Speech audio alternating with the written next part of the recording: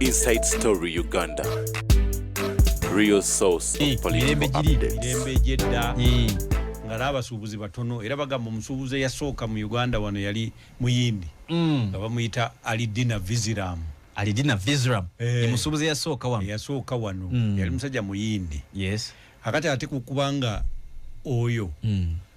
n'obwakabaka be bayina emmotoka ndoza ne bana basajja abali bafuga amatwale so n'olwekyo enguudo bakolanga za mmotoka bbiri naye kakati boddira emmotoka bbiri zokka nga leeni ziri bbiri kati nga luli baali miliyoni ezitawera 8 kati nga tuli miliyoni z'abantu 45 kitegeeza saawa eno zino kyusaamu tetukyasobola kuyita mu makubo ga Kampala nga bwe gafaanana ate kati bannaffe bano omanye abedda abakolanga amakubo gano baalinga tebaasoma nnyo nga basoma teeko baziyitanga teeko technical schools naffe tuzina ku kyaleyo tolabanga bavubuka nga tubayita abateeko naye nga bakola enguudo zeziwangadde paka kati naye ate munnange ennaku zino abasoma diguli bo baziba binnya byazo kakati bo kakati bo bwe buzibu bwe tulina nti ensi twandibulowoozeza nti egenda ekula naye ate tugenda okulaba nga mu kugezaako okula ate tudda mabega. Naye kasita otuuse baga better late than never. Era sebo wootuukidde ndi wano tuli mu kwewuunaganyaamu ensi ogiraba otya? Ensi yetaaga kwegendereza. Ogitunuulira mulimu sectors ezitambula. Omanyi abantu abamu tebamanyi prosperity kyeki. Twabadde twogeraawo ne mukyala wange nangamba naye okimanyi nti bazadde bo bonna baali basomesa tiye ne muganda era nze mu famire yange nze sisomesezza nze lawyers nzekka nze mbuna byabufuzi nzekka naye bo ba professor abamu bali Makerere abamu bali Luddawa nangamba naawe lwakuba tomanyi naye naawe oli mu kusomesa kakati gusomesa mu ngeri ndala nengamba ye prosperity kitegeeza nga mu famire mukola omulimu gumu naye mu ngeri ya njawulo. Kitaawo yajjanga ye headmaster ow'Ekinyerere ne yeesigamya akagaali ke wabweru wa staff room n'ayingira mu ssomero n'asomesa. Kakati gwe togenda genda na kagaali gw'onoonya we bana obuuza nti radio fomu ina we tupaakinga nti gwe n'oteekaawo emmotoka yo gwate n'otagenda mu kibiina naye n'ogenda ku muzindaalo kitegeeza gwe n'osomesa abantu bangi nnyo okusinga ye be yasomesa naye nga mwenna omulimu mukoze ki gwe n'osomeseza ku muzindaalo nga ye teyasomeseza ku muzindaalo gwe n'owandiika mu bwongo bw'abantu nga ye yawandiikanga ku blackboard kati yebeera prosperity bakoppa notice bakuyitanga kukoppa era nsuubira nti ababeera mu mpuliriza muteekeddwa okuba nga muwandiika notice njagala obategeeza nze ebintu bye ndi mu babuulira nze namala ebbanga nga mbimanya mbinoonyerezaako omanyi nze siri buloga kyokka obituwa lumuffe nze njogera ekintu nga kyekiriyo sigenda kukikyusa tosobola kuzza katambi noga wano mbidde wagamba bwoti naye laba wabyogera mbyogeredde emyaka mingi nitusobola kukazza kubanga bagamba nti kasitoba nga kyoyogera kituufu teweetaaga kikwata bukusu so if what you are speaking is the truth you don't need to cram kyekimu newe bakuzuukusa kiba kyekimu. Kanso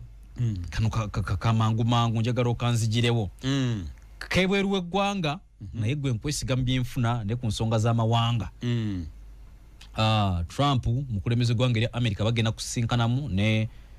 Putin mukulembeze gwanga erya Russia liwali otusomesa ko bukyankalano bwaga amawanga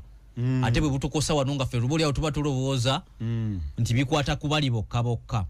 akati ku Lwokutaano bagenda kubanga batuulamu basinkanemuko. Trump yajjaye wagagamba olutalo lwa Ukraine lugenda kukoma mu nnaku ne lugenda mu myezi kati lunaatera kuyingira mwaka. Ffe tukimanyi Trump okusinziira ku bigambo byayogera agamba nti Putin bw'agaana okukomya olutalo etabu mawanga gasuubula ne Trump ubwo gatuuse ebyenfuna byago mu America ebyamaguzi ng'abyongerako emisolo kati kino nabadde ntunatunako kuguba emikutu egirala BBC nga bagamba nti kino kiyinza okuba ekyobulabe ennyo ku byenfuna by'amawanga ngaba kansoni yinzo kunyambako kutaguluyako ku bannayuganda ebintu bino tubirabanga ebiri ewala wansigira bulungi ekifaananyi kye Tanzania bwe kiyinza okukosa ebyenfuna byaffe naye nga nali sigaziye mu kutuukaawo kanso Trump tagenze kufuuka kintu kya bulabe eri ate amawanga n'ensi kakati ekisookera ddala abantu baffe kyenjagala nabo bategeere nti kwata ensi bbiri China ne Russia oziteeke wano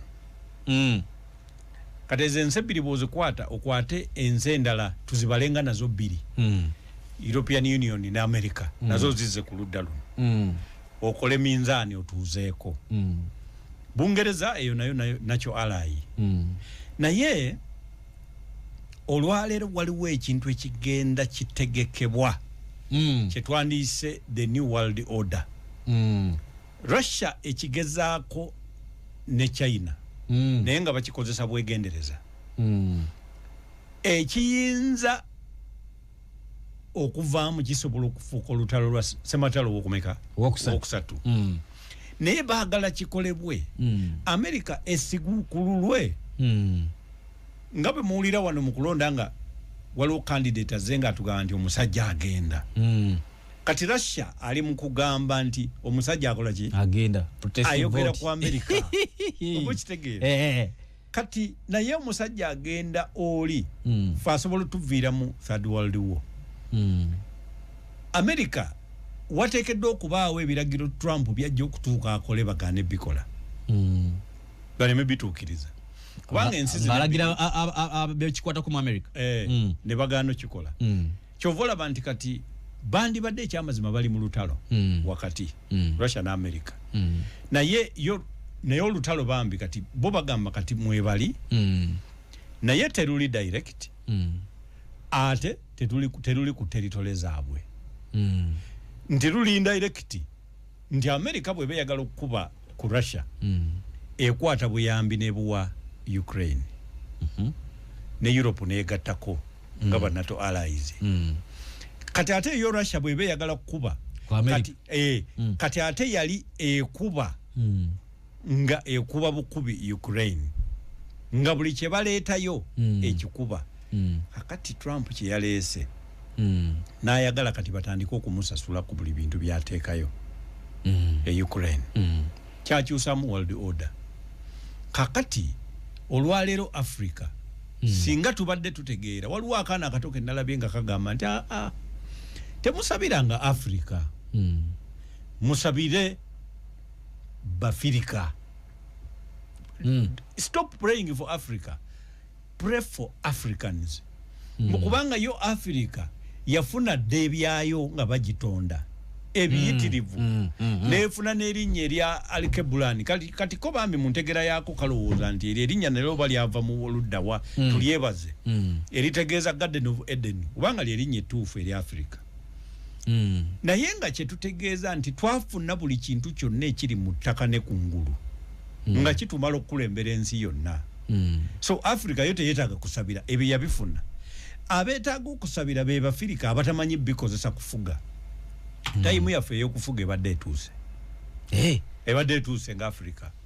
yuzi wano bwe twali kakati bw'otunuulira otunuulira ensi nga Senegal n'otunuulira ensi South Africa n'otunuulira kakati tubadde tulina models ez'okukoppa kyova olaba nti omusajja owa Libya baali balina okumujja mu nsi ng'obudde bukyali kuba yali azuukusizza practical nature of Africa Renaissance nti yali agenda kuleeta engeri ey'okuteeka mu nkola engeri ki Africa gyesobola okubeera yokka n'okweddaabulula baagala ye ne bamugjawo mangu ne balekawo aboogere obwogezi ku kirina okukolebwa nga tebakikola yali yafudde kibuuka yali atandise ng'akwata resources atandise okulengeza era nga ye mu reorganizing Africa agezaayo ku musingi gw'obwakabaka eryoka esituke kubanga ng'alina okukkiriza nti obwakabaka buba n'eddoboozi erigatta abantu obw'enjawulo zonna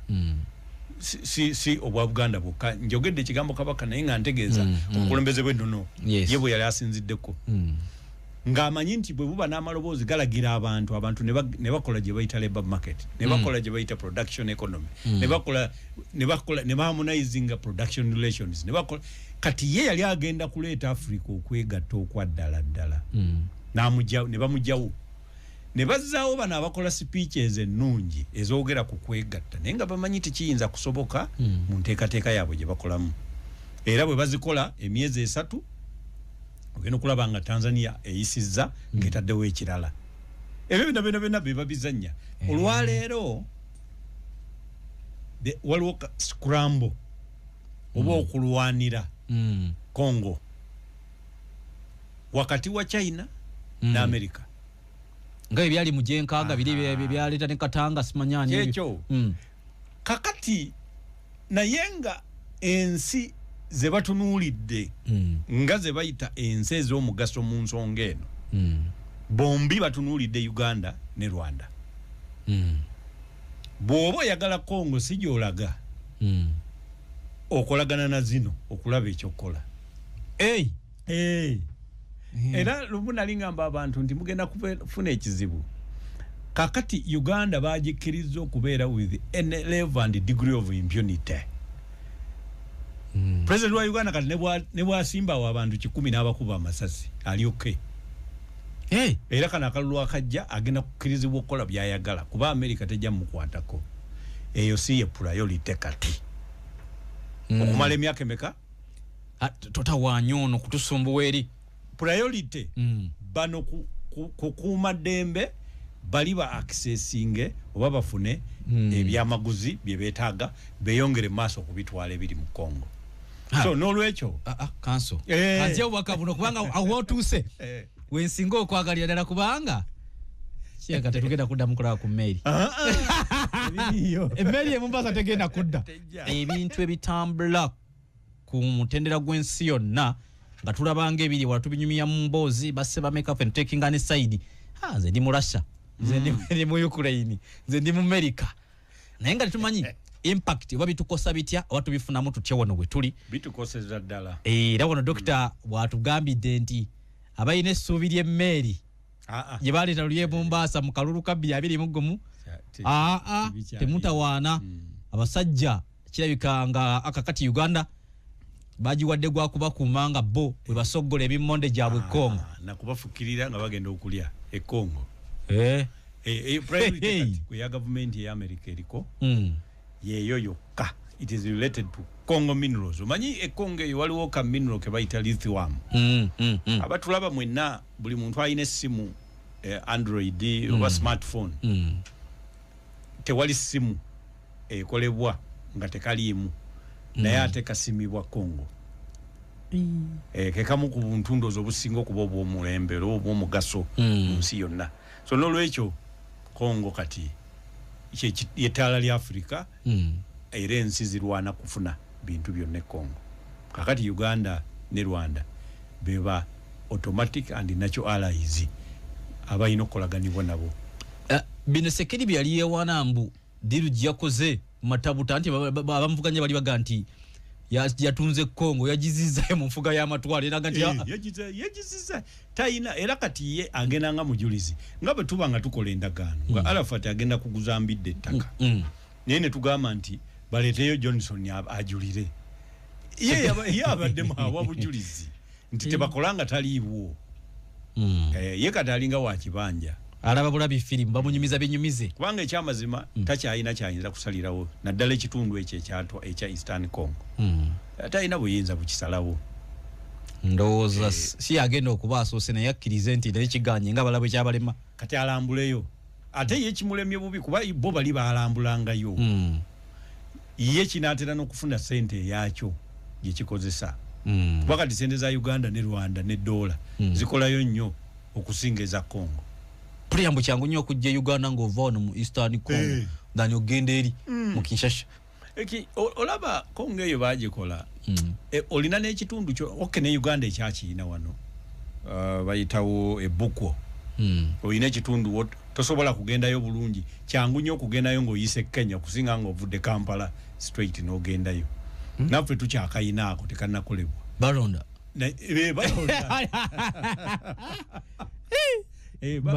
balonda batya kakati balinga bola Kalamoja ate Kalamoja eyo abantu bagamba Kalamoja bonna ba NRM era kasito wangula akamyufu ngo wangudde niti bayinayo mukulembeze gwe bamanyi mulala okujjako President Museveni toyina bwotuukayo tebabimanyi era bw'oteekawo ebifaananyi bw'ojjako chifu waabwe n'oteekawo President Museveni abakulembeze abalala tebabamanyi babanga balaba firimu era no bagandi balina gye bazze bali ku byaki ebyo ku bino ebya Museveni kakati bo balowooza obululu bwani balowooza nti omuntu ekisaawe ekituuka nga kyakulonda alina kuba Museveni yaliko so tukyalina kubanga tebakulakulanya tukyalina obuzibu bunene okulaba ng'eggwanga lyonna litunuulirwa kyekimu naye yo Kalamoja yasuulibwa dda edda nga n'okuwaŋŋangusa ng'olina omusango guzizza abazungu bakuwaŋŋangusa nga bakutwala e Kalamoja obonerera nga balinga abakukasusembu kati mu nsi y'ebweru kati so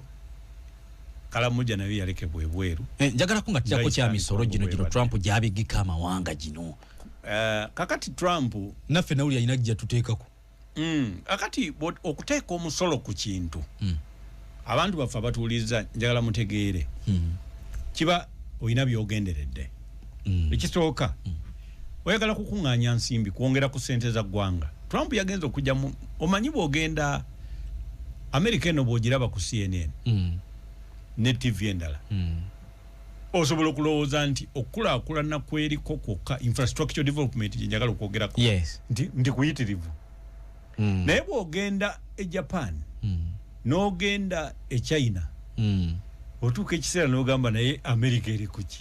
seriously America Bungereza those are all old economies our dream country fena gye tugamba kati wengenda bikadde ekino ekyo kyogedde kanso waliwo munnamawulire ndowooza ali ku Fox ne bamugoba Carson Tuka omuba omumanyi omuvubu omwami oyo afolowingibwa nnyo yayogera ekyo naga nti America kifuuse kyalo okugana amawanga kati ne tulowooza nti kyayeka nnuguye olw'okuba ntakwatagana bulungi na gavumenti yaliko eyaba Biden kyalo infrastructure kiri wansi nnyo China eyina enguudo nga balina kilometers nga 10 nga neziyita wansi wa nnyanja gwe nga bw'oba oyitayo tomanyi nti eyo nnyanja balina enguudo nga ziyita mu bo China ekibakozesa flyover just kukuuma altitude ya luguudo naye bo bayita mu lusozi ne bayita mu nnyanja ng'enguudo ziyitamu natural nga tomanyi na kumanya oba eno nnyanja oba luno lusozi ekibowalanya ndowooza abasajja nga bubatamye buli ku speed singa architecture development oba infrastructure plan eya Bungereza gye yatandika nayo kubanga Bungereza yeeyina ze bayita underground trains bupikadire bwani zizonna nazo bw'obeerayo babanga abaali bakoze ensi ya wansi underground nti bayina trails ezi connecting interconnectivity nga naye eri wansi wansi wa surface e Bungereza tano yadda nnyo naye nga y'amaanyi singa bagenda maaso ne planning eyo kubanga Bungereza ne Uganda zenkana obunene singa bagenda maaso ne plan eyo kanso oli serious ndi serious awe basinziranga ne batu ne bawambe ekyo ne bawa mu 1962 Uganda ebyenfuna bya Uganda byali bikulira kumu ku speed yemu n'ebyenfuna bya Bungereza twalinanga kye bayita agricultural zoning nga tumanyi bulungi nti mu Uganda tobacco ava West Nile era ng'oli bwakutuma tobacco loole zonna zitambula zigenda ludawa mu West Nile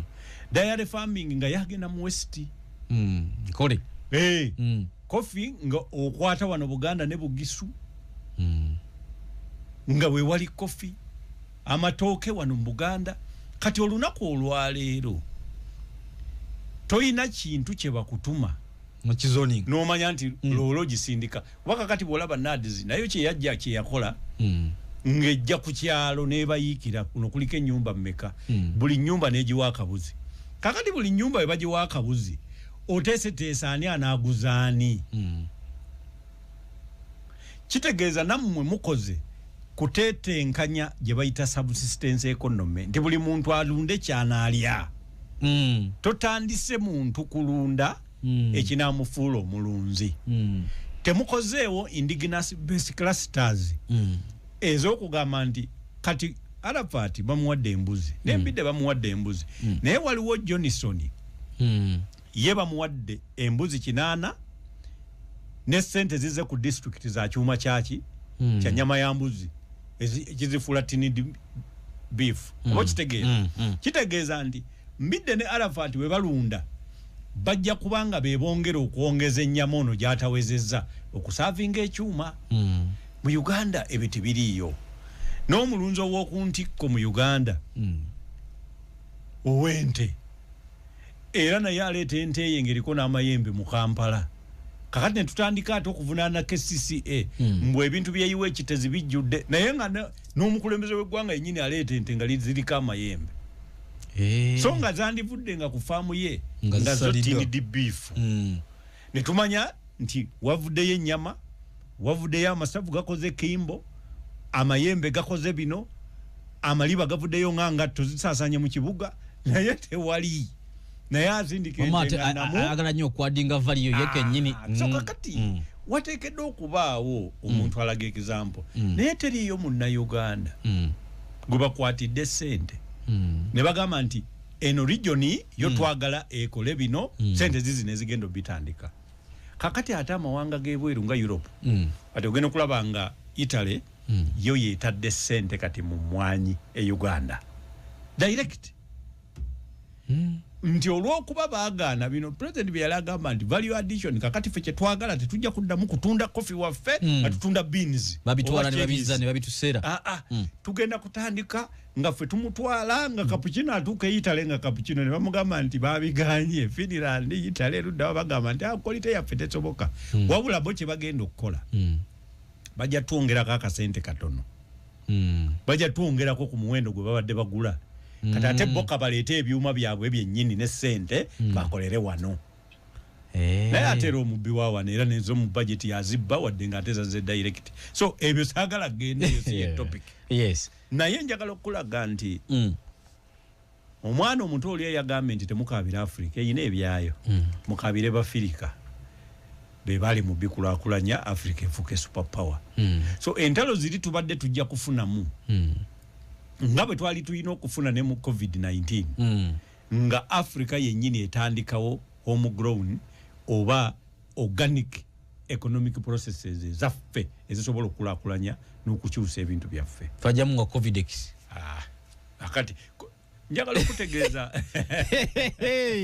Africa obuzibu bwe tukyayina Wamagora tukyamulinze mukulu Magora omanyi ono we Kawanda gundi eyasoka eyakola gundi ine dwali yali mu kukola laboratory yao mera bidinange sanitizer azebe webite naye yali kujagenda nakola laboratory kukola amadagala agenjawulo naye mukyala musenero naye akyayina mese bazitumye bazatuuka wazulira mu Uganda muno abantu bonna bazalibwa bayinginiya basawo bachi naye ensomesa yaffe yatta abantu gwe tokolangako ku motoka ya kigogo bulungi nnyo nesala empira mu sapatu ebyo wabikolanga ng'okozesa materials eziriwo kati bwe wakula n'oba ng'osobola okugula ebyuma eyaggano zikola ki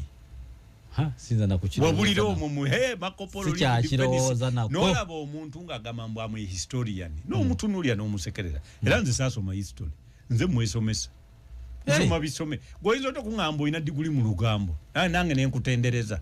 bw'okwogera ku byaliwo so what tukubye nnyo kanso teweetaaga kusomesa ebyo naye baatubuza batutunuza butunuze nti nze sikola professional course kakati okola ki byokola mbuki kakati oba ne babuzabuza Uganda ne bakamala bw'obanga tokola professional course gwe kyokola kiki okitwalewa era okikolera ki n'okiweerayo ne ssente ofu nti ki because bakutendesa ekisooka mu ntendeka embi nti osome bw'onaamala okusoma ofune omulimu kakati bw'otagufuna wandibadde gwe byosomye osobola obikolamu omulimu kakati ebyafaayo bya Europe gw'ogenda bikolamu mulimu ki toyinza nabisinga banyini byo bennyini so n'olwekyo ebyenfuna by'eggwanga ate kati ntandise okusiima kuba kalikulamu egenda ekyuka kati ekyuseemu kakati olwaleero omwana ava wano ng'ate ekintu kyagenda okukola mu ssente kiri eki ate kugenda mu Middle East akolera emyaka 2 aleeteyo ku ssente gwe bayita kadama abantu abamu balowooza nti kivumo oba kyakujerega no kadama kiva mu kigambo kya Luwalabu kadimati kitegeeza omukozi ewaka so si kyakuvuma si kyakujoga, it is not derogatory no kigambo kiri descriptive kinyonyola omuntu omulimu gwakola kati bana abaana batwala ekisooka bagenda ne babatendeka abamu ne bamanya babayita ba baristas ne bamanya engeri gye bakola coffee bano ne babatendeka ebyuma okukozesa kuuka bamujje kabera maido talabanga ku kijiiko nga bakiriisa oba fooko naye ajja wano n'atendekebwa mu Kampala agenda okutuuka mu Middle East n'akomawo ng'amanyi n'okwozesa engoye ebyuma kati that is skilling eyo skill abaana ba Uganda gye bajja bafuna nga bwe bakomawo esobola bulungi kati okufeedinga into an industrialized Uganda ejja so buli mwana asobola okukola kati mu restaurant za wano ng'amaze eggwanga lya Uganda lyandibadde litunuulira tusobola kutya okuteeka ssente mu food economy mu Uganda nga bwe nakugamba wano nti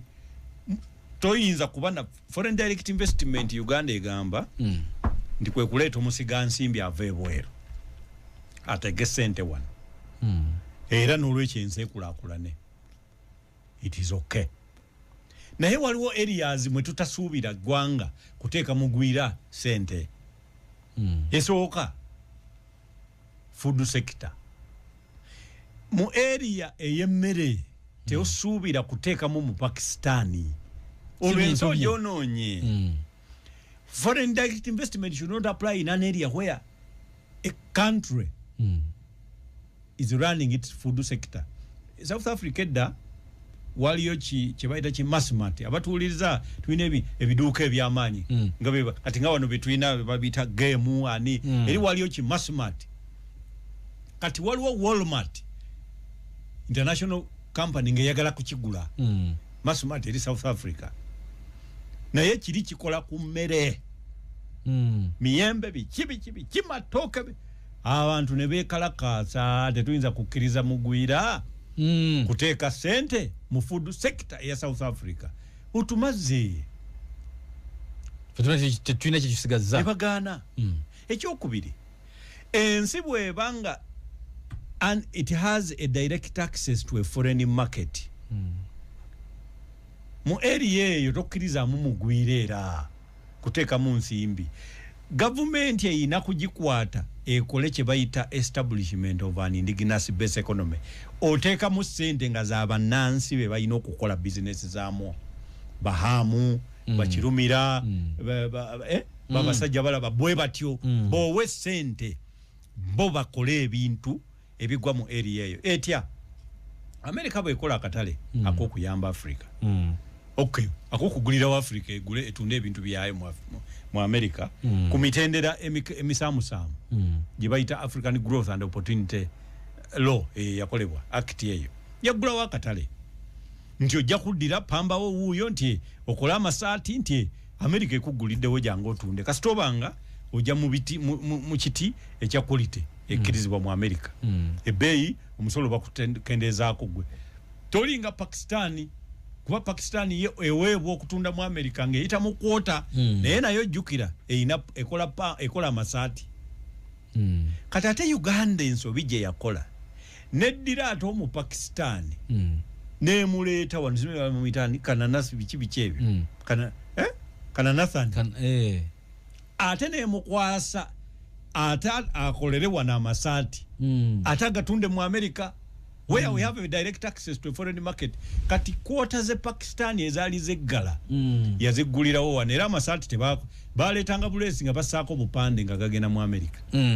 nga siga Uganda si yegakoze kakati kitegeeza Uganda mu kifo ky'okufuuka stop over eya development efuuka round about baweterawo buwetezi afunamu yayuza ne batwala ne bakulaakulanya Pakistani so n'olwekyo ensi eyina okubanga neteefuteefu okubanga emanya bwekwata ebyenfuna byayo awo Uganda etandika okukola embalirira y'ebyenfuna gye bayita GNP as opposed to GDP. Okay, katukwatire mwa kanso kado tugenda kuda betuko mawera still kanso na kubiri abantu abagala okwesimba ko bukulembeze bw'eggwanga bayingidde ensanvu n'omusobyo abato abakulu ekkomo ku bisanja atandise okulaba effect yalyo ahizo kubanga nungi eri positive oba negative ndabyeko mwana myaka 2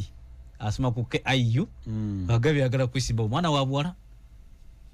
sikamwadda kange kati buli mwanti abira ne interest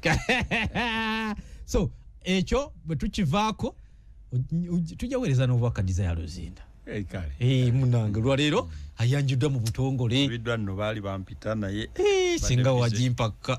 na bintawanyiza era nja mwetondera ona agenda kumbaga nendoza kumbaga na kuwerekera ibaga inshallah katuje bananga atuliriza bagenda kwesimba kuwa president wa Uganda esooka obwa president bwafuuliddwa nti omuntu yenna asobola okufuuka president asobola okufuuka presidential candidate si president obwa presidential candidate kasita wajjawo ne bakatumba edda waliwo basenkubuge kati buli muntu alaba nga kyangu semateeka era kati kyafuuse nga buno obumotoka buno bwolaba obutini nga buvitiizi gwalewo kirabye lwaki obwana obutote bubuviira akalaba nga naye kasobola okuvuga abamanyi bwe bokuzanyisa bwe era bw'oba okavuga olina okwegendeza abaana bato kubanga bakakoona nako tebakaviira nga bwe baviira emmotoka endala bakepimapimamu balaba nga bakasobola abaana bato so n'olwekyo kifuuliddwamukko ekyokuzanyisa yekisookera ddala ekyokubiri abantu balowooza kati nti okwesimbawo kuba pulezidenti wa Uganda si kyekifuula omuntu pulezidenti wa Uganda batandise okulaba nga ekyo kintu kimu kyakuyitamuko nawe okikolemu bakulabe nawe abajjayo empapula bakuwandikeko mu byafaayo nti yajjayo ku mpapula oyo singa abajjayo mubabuuza programu gye balina ku ggwanga tebabiina abo bazijja just kujjayo mpapula programu gy'abalina yakujjayo mpapula naye abasinga era tebajja kuzizzaayo olw'ebisaanyizo ebyetaagisa si kyangu nti abantu 7 abo balina buli omu $5,000,000 ez'okuteekayo si kyangu ekyokubiri si kituufu nti balina basobola okukuŋŋaanya emikono 1,000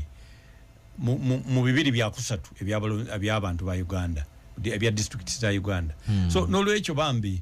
nabo kati bali mu kikuba bintu bya TikTok ugamba bya ngera bola kwera bisa butala abo tibatawaanya nnyo bantu bangi bajja bikola tujja kumaliriza ngera abesimbyewo tebasukka mukaaga tujja kubanga mukaaga 7 otherwise twandibadde ballot paper bakuwa katabo nolaka kubikula kubanga tebayinza bateeka ku page oba bakaranga ebyokulonda ati ku page ya 3 bajja okusanga bano ne bano tibasobola bateeka ku lupapula lumu mpozi nga billboard zetukozesanga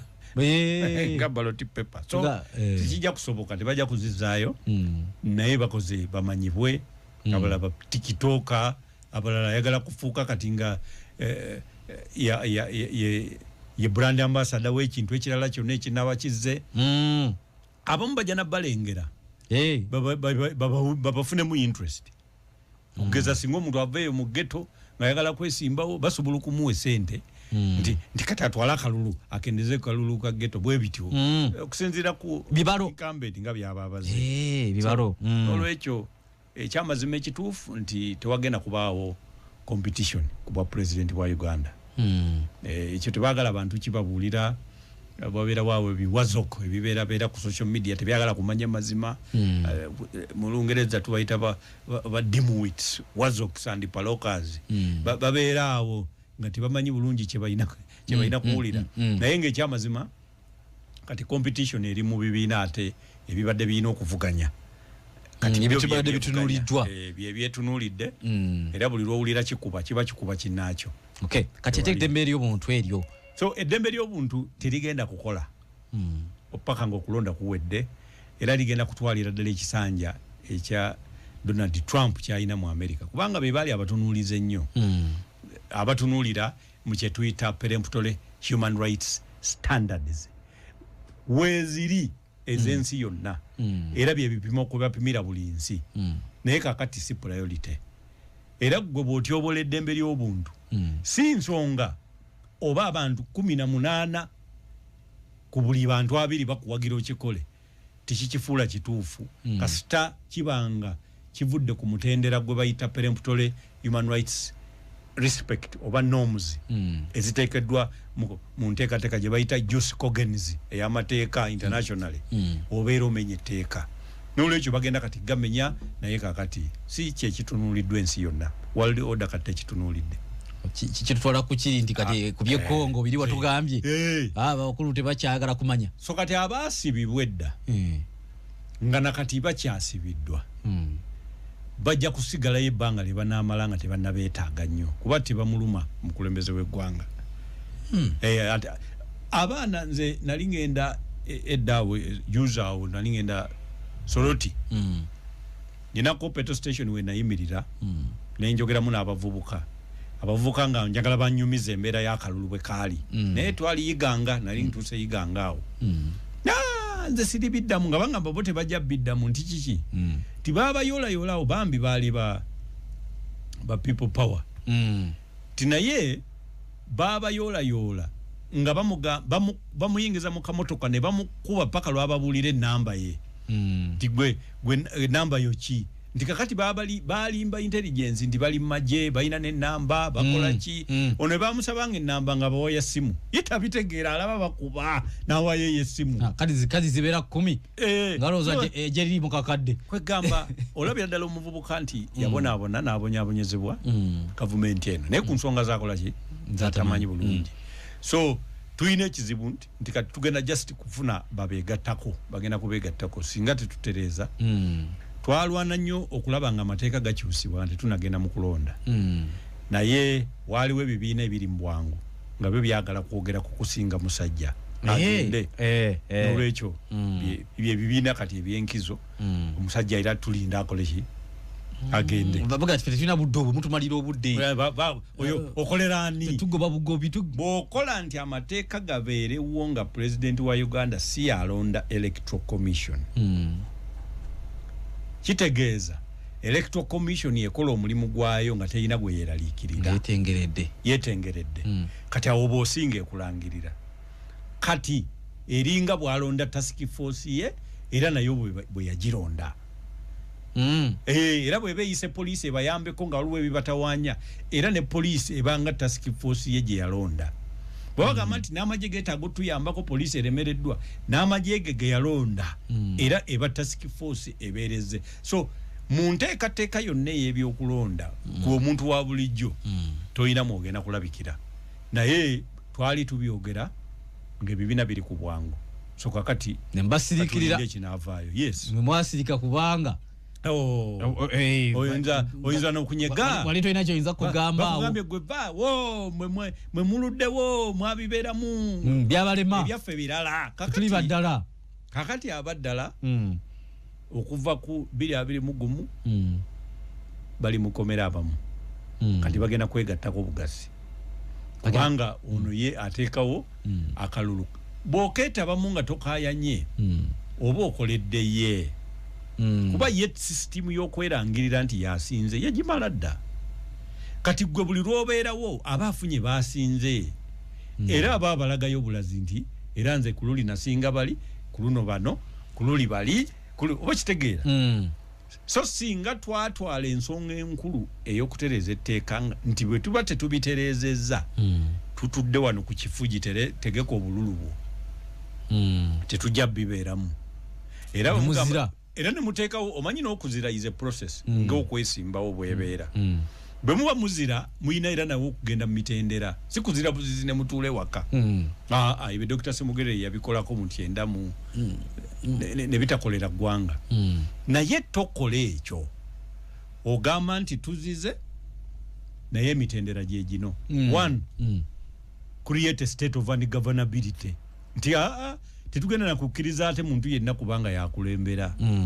tetugenda kukkiriza muntu yenna kulondebwa buli muntu ne mugamba nti buli polling station tugitaddeko abantu 5 bakujjawo box let me tell you eno government tayina busobozi busobola kukwata kintu ngekyo bagenda okumaliriza nga week phases emwategese omwezi mugukutudde ng'ekyamazima tewaliwo kye banyega paka bwe mutuula ne mugamba nti amateeka gakole ki gaterezebwe ebyo bisobola okukolebwa n'ebirala byetwayinza kwogera nyiza n'okubanga ne byenjogedde kati basobola okumbuuza n'enkola statement enkya naye meeting of minds ey'abakulembeze ab'oludda oluvuganya yebadde yeetaagisa mu mateeka kye tuyita consensus ad idem the meeting of minds nti muteekeddwa okutandika okulowooza mu direction yemu temuteekeddwa okufaanagana yadde okwagalana naye kulowooza endowooza bagatte eyo yokka gye mwetaaga nze seetaaga kubeera mukwano gwa muntu naye twetaaga kubanga kye twagala kifaanaganye okukolera abantu ne tutambula tanso kitutwala ku kino bye tuze twogera wankakasa nange ne nekakasa mu mutima temukyasobola kuleeta muntu omu abakiikirire amegga omusajja abamu bagamba akalulu oli akategeka byoma ayina endowooza ye nga bwotugambye ideology kakati then nesi enkomerero ndowooza tulabawo consensus n'obululu buwedde tugeze waliwo bagamba nti 50% amawanga gamugenze ndabako Senegal for example kalulu kayinza okuggwa oli natafuna 50% wadde nga yaba leadinze ni wabafunye 49.9 gati asimateka agamba nti olina okubanga owezze bitundu 5 n'okusobamu so awo musobola okuddamu ne mukwatagana nakyo kirina kubanga kibeerawo nga mazo kikkaanyako nga kiri kyo wagamba nti kale tugenze mu kalulu mena plani yawo ne after kalulu ate senga omusajja baba meze nti fenna tupuulinge waakiri tuveeyo kakati abadde mu position tuleeta ogu so wano wakyaliwo omwatwa gonna oba omwaganya gonna okuba nti mwiza n'okuba ne plan eddako oba ne muga nti omusajja katumpereze kati tugende ku kya transition nga kye mwaliko kiri kati today kiri late okukolagana ne tuleeta presidential candidate omu ekyo kyo at least ekyo kyayiseewo but after election naye n'amateeka g'eggwanga gatukkiriza okukola coalitions coalition osobola ogikola before during an election oba after an election tusobola okukola parliamentary coalition singa tufuna ababaka ba parliament nga be basinga obungi era tusobola omujjako batuyise mu parliament naye ekyo nakyo tetwakikkaanyaako singa twakikkaanyaako twandibadde tufulumya gye bayita candidates list ng'eryemu ne tugamba nti wano we tusibidde naye olwaleero kakati kisinzira ku kati katugeze opposition yawangula nnyo mu Buganda era eyina ekirowoozo nti era egenda kuwangula nnyo mu buki mu Buganda kati naye obuzibu bw'ekirowoozo ekyo nti ate ku buli contest buli constituency yonna ebibiina by'opposition 8 bitaddewo bakandidate 8 ku buli kifo wasobola okuvaayo obuzibu nti tugabanya obululu ate ne mu Buganda n'olaba nga hafu namba ezzeeyo mu NRM olwakino naye ekyo mukama bw'aba tutasiza ne kitabaawo era stiiru mubeera n'obululu ababaka be muwangudde olw'okuba temwakola zoning nammwe nti buli kibiina kigende gye kisobola okuwangula obululu obungiko ng'edda nali ngambye Honorable Mao ne muganda naye kakati ggwe ng'omusajja kati ava akyoli lwaki tetukonsolidatinga akyoli sub-region ne tusimbawo ababaka ne tumala wano mwezi mulamba ne tuteekateeka abantu ba wano ne bajja ne tufuna ababaka bangi akena akikoze Mulango ne tugamba nti kati region yezze nandala n'akikola mu Bugisu naye n'abaleeta n'amulya nti n'amuyambako wali so teso sub-region nayo ne tulyayo Kyagulanyi naye n'akolako wano Mbuga naye akutte Masaka n'akolako eyo ne mutayiza sinama kumanya nnyo bibiina birala biyinza kuba na presence walala naye twandigambye nti kale naye we don't have a process tuleetera yadde n'okwekubira amasimu okuteesa kwekyo so kitegeeza nti tujja kugenda okumaliriza ng'era ne mu parliament tetulina majority kati kizibu omusajja afunye ababaka nga mumufunye 10 afunye 4 naye n'ogamba ensi nti ate kuba president yababbye kijja kuba kizibu kubanga abalonza ababakabe awo wenyini balonderawo ne presidential candidate ate balonda kulumu akabonero ate kabakamu so nolwekyo kiba tekikola sense gwe kugamba nti gwe bakubye kuba president kuba babaka bote tewasinze n'okusimbawo tewakoze eki tewasimbyewo so nolwekyo nze ndowooza nti tukyalina omulimu naye kakati omulimu omukulu gwe tulina kati gwe tugenda okukola nze gwendaba nakugamba nti twazeeyo mu 1992 eye Kenya ng'ebibiina babitadde katuli mu bitandikawo kubanga katulina ebipya tulina ebitabana ebisinga n'obungi kati bitanaweza na mwezi so kakati katuteekewo ebibiina by'obufuzi minzaani yaabyo keekana akalulu ekibiina ekinaawonawo kubanga temujja tugamba nti watandika ekibiina tugenda okumala okubala nga toyina na kansala ekyo tujja kuba tukitaddeyo gye kyava tukizizzaayo naye bwe tunaamaliriza kati tuddemu okulaba abawonyeewo tutandika ate butondoozi okupulaningira eggwanga lino tembeeranga biri basabikiramu birala obitegedde newaŋŋamba bakisabika busabise kwakyo kyennyini ndowooza kanso mu dakiika emu njala kutwala mba amasimu twogereko ne kwigana Queens omanye nkyatussemu bibiina byogamba ebipya kati waliwo ekibiina kya Need Kabuleeta spokesperson amugobye ne Kabuleeta nagobye spokesperson onamuganze ndi ku office kale jangu nange nti anti office nagiggala kakati nakyo kino kigendere mu bibiina byonna kati antize nakugamba kakati kyo kyennyini ekibiina oba yeesimbawoko yeesimbawo omanye ebibiina biba n'emiramwa gyabyo omulama gw'ekyo ekibiina nze saagutegeera ye Kabuleeta ng'omuntu nali mwagala nnyo mu sports nange bwentyo he was a good analyst bwe yayingira politics yayina a very good command of the English language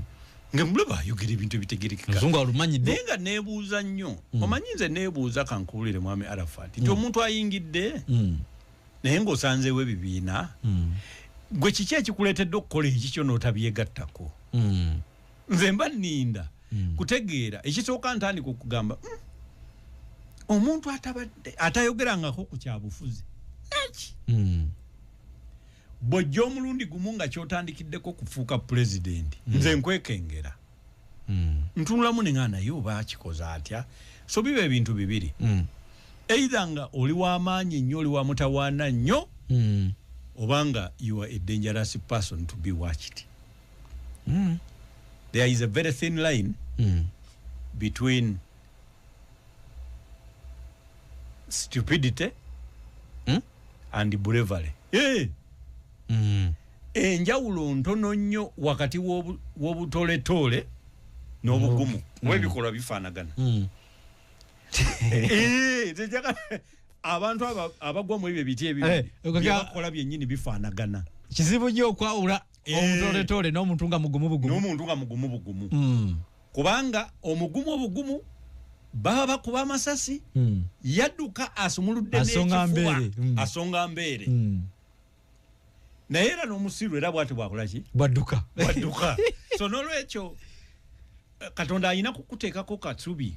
gw'okumanya okwawula ku bana ababiri musiru oba just mugumu bikola bye bimu kakati ne mu byobufuzi muno waliwo enjawulo ntono nnyo wakati w'omuntu omulungi ennyo n'omuntu eyeetaaga okwegendereza njagala kukitabula ntya njagala kukyogera ntya olina okwawula omuntu ono ayogera bino ateekwa okuba nga musunguwavu nnyo ayagala kuggyako musajja obanga bino abegera musajja kufuna bamwegattako oli ababale edda President Museveni yagenda saagala kwogera kwoyo kanjogere ku story ya Dr. Semwogerere twajja ne tukola gye bayita Gaba Discussion Group fe twali bato nga tuli Makerere naye nga tukulembeddwa abasajja abajebika koza bani banamateeka ab'amaanyi nga tugamba naye mbutuufu Dr. Semwogerere aludde ku kibiina tutandike process eya transition mu Democratic Party nti kale ne tutuula twasookeranga ku open house waliwo gundi oba ikyabeerawo abakulu ba DP banywerangayo omwenge kati nga ffe bwe tuva ku university bwe baba ne meeting awo wetuula oba ku popopo kakati nga ffe naffe tujja jukira nange mu profile nali nkuze kuba mbadde guild president biki tutuula ne banonda okubeera secretary ne ngamba okay ne tukola n'omukolo eggabanga gw'amaanyi neefuulibwa gaba discussion group ne tuteesa ne tugamba tugende kati tugambe Dr. Semugerere atuweeyo amannya 5 baayagala bamuddire mu bigere naye ekiseera kituusa aveeko kuddeko omuntu ali energetic bulungi nti kale ne tugendayo bamubuuza muntu ki n'ayogerera essaawa emu n'ekitundu nga temuli linnya yatandikiranga eri ku Beni gye waduuka najjanga ayogera ebyafaayo ng'omukulu naye bw'atera okukola ne baddamu ne bamugamba nti tubuulire era n'ayogerera essaawa ngezi nga temuli ki meeting neeyabuka nga eyina kudda naye mu kaseera k'okudda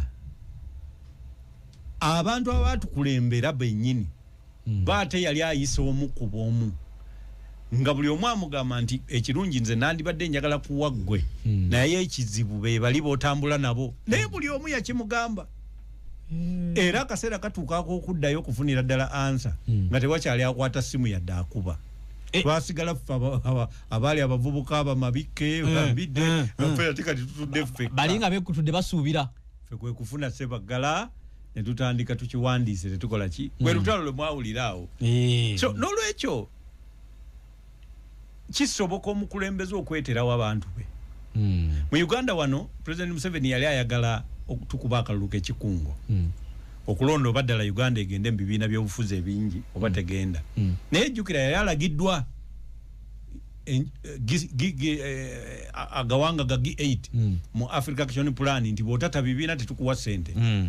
kati najja ate ng'ayagala mbu abantu abayinvolving balonde ffe nga DP n'ebibiina ebyaliwo CP n'ekirala tugamba nti ekyo tebakikubako kalulu tetujja kkeetabamu yateekawo ebibiina ebibye byo ne byetaba mu kalulu k'ekikungo ebibiina ebyamu ekimu kyali kikulemberwa Okyegere ne Lwomushana waliwo lwakubaka ebintu ebimu temubimanyi neffe tutunula bwe tuti tetugamba kino si kipya kati ne kakati singa tubadde serious ne tugamba nti tugenda ku boycotting akalulu k'obwa presidential elections ateekeddwa okubanga mu kisawo kye ayinamu bakandidate abasobola okugamba nti ffe mwetuli tetuvaamu nga byali 216 so bijja bibeerawo so kati buli lwolabanga